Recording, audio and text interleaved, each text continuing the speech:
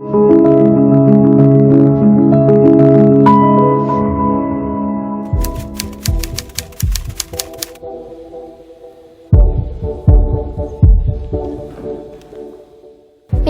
आपको मालूम है पीरियड्स क्या है? नहीं। आज मुझे तुमसे बात करनी है। बोलो ना पापा। क्या है, आजकल पीरियड्स के बारे में बहुत ये रहता है, पर आज इस बात में क्यों? आपको एक बात बोलूं मैं, तो आप मेरे लिए सैनी पैडर क्यों नहीं लेके आते हैं? मैं क्यों लाऊं? क्यों? आपको एक लड़की नहीं है क्या? पीरियड्स एक मतलब गर्ल्स को बहुत उसके जब पेट में बहुत दुखता है, मतलब जो गर्ल्स के गंदा जो खून रहता है वो ऐसा मतलब जाता है। जब मैं छोटी थी तभी मतलब मम्मी दादी सब छोटे थे तभी वो लोग को भी पीरियड्स आता था। वो टाइम बहुत ख़राब था। बोलेगा तो भाई लोग महीने का हो गया तो घर के बाहर रखता था, और घर के बाहर रख के वो लोग अंदर से खाना खिलाने के लिए उसको अलग ही देता, पानी उसका अलग, खाना अलग, सब कुछ अलग रखता था। मंदिर में से जाना छोड़ो, मंदिर से सामने से भी नहीं जाने देता था। ये तो आम बात है लड़की लोग के लिए, बट कभी स्कूल में हम लोग गए तो उसका बतंगड़ बना देते हैं। कभी किसी लड़की को पेट दर्द हुआ तो इतना क्यों रिएक्ट करते हैं? आपको अभी समझता है पीरियड्स कैसा होता है, कुछ कुछ घरों में नहीं समझते वो लोग। आदमी लोगों ने सुधरना मांगता है कि ये हमारा माँ है, बहन है, अब वो उधर से हमारी पैदा से। मेरे को भी होता है वैसा, हमारे मम्मी को भी होता है, पर हम लोग आपको नहीं बताते क्योंकि कौन सी गर्ल्स शर्माते बॉयज़ लोग को बताने के लिए, पर वो बॉयज़ लोग उनका मजाक उड़ाते, तो वैसा नहीं करना चाहिए, वो गर्ल्स का इंसल्ट होता है। नहीं, मुझे तो मालूम है कि मैं अपनी वाइफ के साथ ये शेयर कर सकता हूँ, उसकी तकलीफ में समझ सकता हूँ। ज़्यादा तो लड़कियों के बारे में अपने लड़की के साथ अपन बात नहीं करते। मैं कभी घर पे नहीं रहती हूँ, अपनी लड़की को कभी कुछ ऐसा तकलीफ हुआ, कुछ हुआ तो मुझे शर्म आती है, लेकिन क्या करूँ अभी, इसलिए नहीं जाना चाहता हूँ कि वहाँ पर मर्द नहीं जाते हैं, तो लेडीज ही जा सकती है, इसके लिए मैं नहीं जा सकता हूँ। आजकल की लड़कियाँ बहुत स्ट्रांग हो गई है, उन्होंने बहुत आजकल डेवलपमेंट किया है इसके बारे में। मुझे खुशी है कि तुम भी इसके बारे में अच्छी तरह से सोचो। जैसे मैं मेडिकल में जाती हूँ तो मेरे को काले कपड़े में लपेट कर देते हैं वो पैड्स। अभी फिलहाल तो देना चाहिए ना डायरेक्ट। वो तो देना ही मिलता है, मैं हाथ में लेके आता है, दुकान में से मैं भी हाथ में लेके आता है, उसमें क्या तकलीफ है? मैंने भी जन्म दिया है तो मेरा भी एक फ़र्ज़ बनता है कि मैं अपने लड़की के लिए कुछ करूं, अपनी वाइफ के लिए कुछ करूं। मैं बहुत खुश नसीब हूँ क्योंकि मेरे को आप जैसे ज़्यादा मिले, जो मैं मेरा बता सकती हूँ, मेरा दर्द क्या है, मुझे क्या होता है, वो आपको बता सकती है। I am proud of you, आपने मेरे से ये चीज़ पे बात किया है पीरियड्स के बारे में। Thank you. मुझे भी बहुत अच्छा लगा, आज मेरा मन बहुत हल्का हुआ, क्योंकि मैं जो भी सोचता हूँ कि कैसे तकलीफ होती है लड़कियों को, औरतों को। We just heard these uncomfortable conversations, but really important ones. Most often we don't speak about them. Today we're going to be talking about something, and we have a young Indian health tech entrepreneur and a gender equality activist, Navya Naveli Nanda. Thank you so much for joining us today. Thank you for having me here. Navya, you know, we just heard these conversations which we should be having more often, but we don't. Menstruation is still a taboo in our country, and for years it's a hush-hush topic. How do you think we can normalize this conversation, and why do you think in our culture we don't talk about periods, or the way we talk about periods it's a stigma or shame? No, firstly, I thank you for having me here today, and I just want to really say how grateful I am and impressed by how you and NDTV are actually taking that opportunity to have these uncomfortable conversations, and I think that in itself is the answer. I think the more that responsible citizens like the two of us and organizations that we work for come forward and actually make these conversations available on platforms like NDTV, I think that itself is a great step forward. So I just want to say I really appreciate Thank you for coming you on doing board. that, and youngsters come on something like this, which are so important issues. I think that's also very encouraging to see people like you work on the ground. Thank you. But I think to answer your question, obviously menstruation has been a topic that we've shied away from for a very, very long time. And maybe we don't feel it as much because we're a lot younger, and we have grown up and have been privileged enough to grow up in an environment that has allowed us to have these conversations a lot easily. But, it's not the same for a lot of people out there. And I think, I was fortunate enough to grow up in a home and surrounded by family that were very open with me about it from the beginning. And I really hope that I can come out and create that kind of an environment for every other girl, in India today. I think a way to normalize it would definitely, the first step would be, I personally believe that change begins at home. I think there's so much we can do as a society, as, organizations, as entrepreneurs, but I think that change always begins at home. And what we pick up from our household is what we carry forward with us for the rest of our lives. And it also has a really big impact on the attitude that we carry forward, the things that we believe in.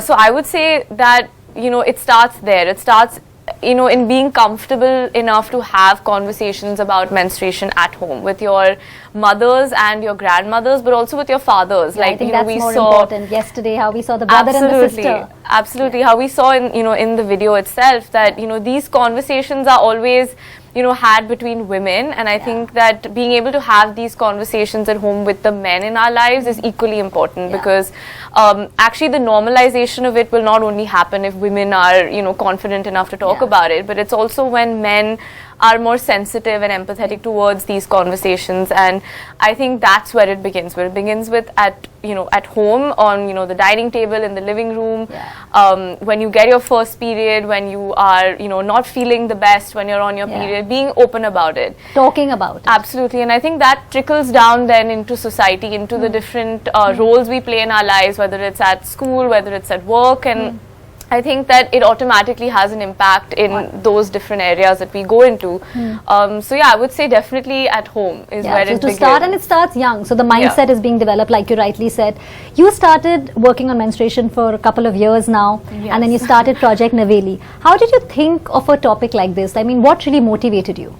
So, I think that I have always wanted to do something for women, because I've been honestly very, very privileged in everything that I've gotten in life. I don't, I sometimes look at my life and say that I, get to do what I love doing every day. I have a beautiful family, and I've honestly been given everything that I've ever wanted. And sadly, that is not the situation and status for a lot of people in India today, not just women.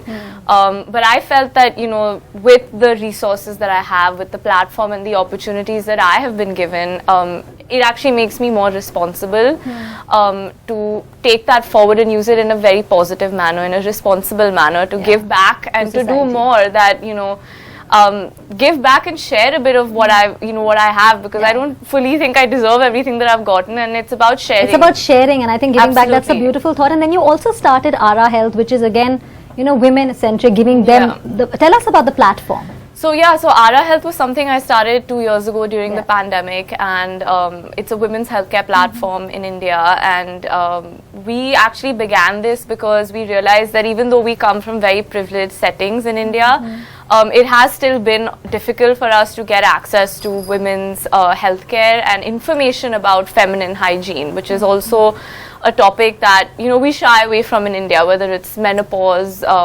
sexual health. These are things that women experience every day, and yet we still have this inaccessibility to it. So we wanted to create a platform, for women by women that allowed our audience to come on, get access in a very transparent and, more importantly, a judgment-free manner. We also have our e-commerce platform through which we will be developing more products for women's wellness and hygiene. And our goal is to really be, a best friend to women, and a platform where you can come with any and every question, a place where you can come and talk to us about your body without feeling judged, without feeling, stigmatized about anything. And we want to make it level. Absolutely, we want to be a trustworthy friend that can help you through every stage of your life, and that's really what Aara means to me and to everybody else who's a part of the community today. So I think that's our goal, and we will keep working towards that. Oh, absolutely excellent. Like I said, it's really nice to see youngsters like you coming forward and working for something which is very important.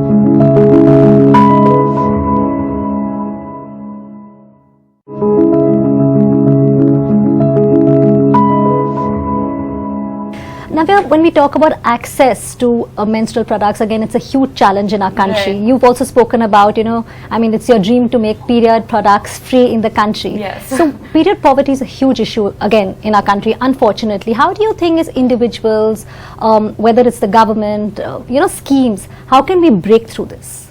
So, when we talk about period poverty, the first thing that people think is that it's the inaccessibility to products, but it's actually also the inaccessibility to information. Yeah. And that's something that we don't often realize, that of course it's extremely difficult to get, for a lot of women in India today, to get access to a sanitary pad, but at the same time it's also difficult for them to get information and education about menstruation. And I think a way in which definitely, yes, it is a dream of mine to make period products free for all women in India, because I think that, a sanitary pad is almost like a human right. It's something that we didn't choose biologically, but it is something that all women experience, and I think that, we should have access to sanitary pads, and it is unfair that, It's a right. it is a right, definitely. And I think a way in which we can do that through the education piece is if we integrate, menstrual hygiene education and awareness formally in our education system. I don't think growing up in schools we ever had conversations or classes or courses about sexual health and menstruation, and I think it's important for kids that age to understand it, because a lot of girls actually drop out of schools or aren't able to go to school because of their periods. And 20% I think girls drop out of absolutely, school, and I think that if these things are taught to us in a formal education system, I think that goes a long way. Definitely also, with the inaccessibility to products, I think definitely making it more available to women. I know that there are a lot of rural areas where they are not able to access sanitary pads, and I think that we personally through Aara Health have done a lot of sanitary pad drives where we have gone out and given sanitary pads to those who were not able to access it during COVID. So things like that would definitely help. And lastly, I think when we talk about menstruation, we also miss out the entire environmental piece of it, which is that the disposal of sanitary pads is actually really harmful for the environment. And again, it comes back to awareness and education. Absolutely. So having sanitary pad disposable units that can safely and in an eco-friendly manner dispose of sanitary products, and education and awareness about it, like you said, is equally important also, because though it is a biological process, we need to play our part in protecting the environment, and we need to be responsible about that. Like you just said, biological, it's something, in fact in our country, some temples like in Assam, Ma Kamakhya celebrates menstruation, whereas in some parts of our country, unfortunately, women are banned from entering temples. So if you really look at it in the traditions, but rural India has it tougher. Whether we look at the socio-cultural, the stigma, the shame, or even access. You have worked in rural Maharashtra and Gadchiroli with the period homes. Tell us about that, and what changes, because you're working in urban as well. Tell us what changes do you see between rural and urban India? Actually, some of the issues we see happening in rural India actually do still exist in a lot of urban cities and metros as well. It's not that you just find that in rural areas, but yes, it is, I think, a little bit more different in rural areas in the sense that the Gadchiroli project you're talking about, was based off a custom, and these are things that we carry forward as rituals or as things that we practice, and this particular custom was something that they had been practicing for over 30 years. So it is difficult to go in there and change a mindset overnight. It's something that happens slowly, and it begins with education. It begins with awareness. And I think how we can play our part is that we live in urban areas, and we want to change the world, but we end up only reaching out to the 10 or 20 people in our immediate bubble. And I think it's our responsibility to take what we have in terms of resources and learnings and go into the areas where we wouldn't necessarily meet people like yourself or myself, and meet people who are a little bit different from us, and share our knowledge with them, share our experiences with them. But it does rely on us actually having to go out of our comfort zones, going into those areas, sharing and taking what we have and taking it to them, because that is why there is that disconnect. And disconnect and the gap, and the need is there, because like you said, access. There's so many women who are still using unhealthy things, like whether it's twigs, sand. Leaves, when I was dried leaves. that's shocking even in the 21st century. But like you did say, awareness starts at an early age and at home. When we talk about how important is it that the men and the boys are involved in handling menstruation? It's extremely important. I think not just for menstruation, but I think even when we talk about gender equality and overall as a topic, I think it's important because the young boys who will be the future fathers, leaders, CEOs, teachers, they're growing up at home, and their role models are the men in their house. So I think it's important to see the way that the men in the house talk to the women in the house, whether it's about menstruation or even about their opinion on things, about women's rights. And I think that's where they pick up and learn from. They learn from their fathers and their brothers and their uncles, and it is actually a big responsibility and a big role that they play in shaping a generation of men that will have more positive attitude towards women and have more equal expectations from what they want in a society where both genders are equal. I mean, like you've been talking about gender equality, and of course, you've been speaking for it, raising your voice for gender equality, which is need of the hour for sure. In our country, like we were talking, 20% of girls drop out of school, whereas, the boys do have it much easier and more comfortable. How do you think, Navya, even in the 21st century, when there's so much of science, technology, everything is advanced, even if you look at the economics of the country, why do you think women are still why are we still living in this world where women are always put behind? I mean, I think that yes, there has been a lot of development, and there always will be, whether it's with technology or whether it's in policy or whatever that may be. But like I said, it's at the end of the day, it comes down to society and it comes down to behavior. And even if we have new technology, it's up to us as human beings to it's also about how we live together in a society. And though infrastructure and technology might always change, but our mindset is not something that always follows. It actually stays. So I think that it actually has not got anything to do with technology. It's about the mindset, it's about the behavior. And I do see that changing with this generation that's come in, because I find a lot of young people are very vocal about what they want, about their rights, about a lot of different things. And I feel that the generation before us has started taking that a bit more seriously, started listening to us, hearing what we have to say, because they've realized that we may be younger, we may not have life experience, but we have ideas, we have thoughts, and we're very determined about the kind of world that we want to live in. And I think that's so important. And I think they are becoming more open to hearing us and listening to what we have to say, and giving us platforms such as this to come and talk about it, which I think is great. And I think that is what will allow us, not just as women but as society, to move forward and be more broad-minded about a lot of things. And the equal respect, I mean, living together. Navya, this month, on our campaign Banega Swasth India, we're focusing on self-care, and you also work very closely with women. We always see women are prioritizing the family, always. I mean, it starts from the very beginning, whether when she's a wife, when she has children, in-laws, parents, and she really prioritizes herself last. How important do you think is self-care? Very important, and I think we forget to do that a lot, especially in this world where I feel we live in a very hyper-competitive world. There are so many things going on. You have to work, you have to have a social life, you have family commitments. We often forget to take time out for ourselves, and this is something that both my parents actually keep telling me, is that it's so important to have time for yourself, to take out time for self-care, because you can't pour from an empty cup. You can't help your family, you can't change the world, you can't take care of your children if you're not healthy first.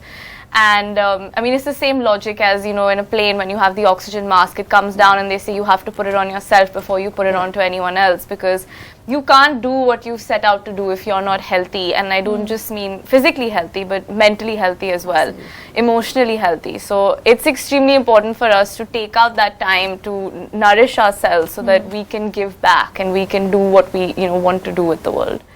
It's great that we're talking about menstruation today here, Do you also feel menopause is something we don't speak about? I mean, unfortunately, Oh, yes, it's 100%. totally. So, I mean, what do you feel about menstruation? Because again, if people have menstruation, how many women are going through that? Yeah, Those women are going for menopause. we can imagine that. Are we lacking the conversation on Definitely, menopause? I think it's been so difficult for us to even talk about menstruation that I think often we forget that menopause is even something that women experience in their lives because it's not talked about at all. And I think, we grow up in households where we see our mothers, our grandmothers going through that. And I think it's also a personal mistake that we make, that we don't try to understand what they're experiencing. We don't ever ask them what this means, and we don't try to support them through that. And I think we need to take that responsibility to educate ourselves, and that's something we have tried to do through Aara, is have conversations about menopause, because the conversation around that topic is very limited. You don't have a lot of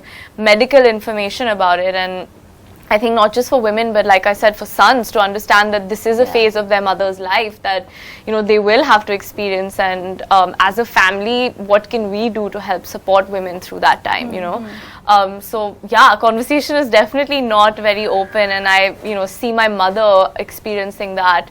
And she often talks to me about how, she isn't able to get a lot of information about it, or how she feels about that. So I think, that's also why I like to have these conversations through Aara, because I see, my mom at home, and I want her to feel comfortable. I want her to, I know that what it is not easy, and a lot so of many people, symptoms. People have hot flashes, sweating, and one doesn't really realize why it's happening. I think, I've tried to educate myself about it as much as I can, but I would hope that other children and other husbands can also do the same, so that they can actually help the women in the families through it.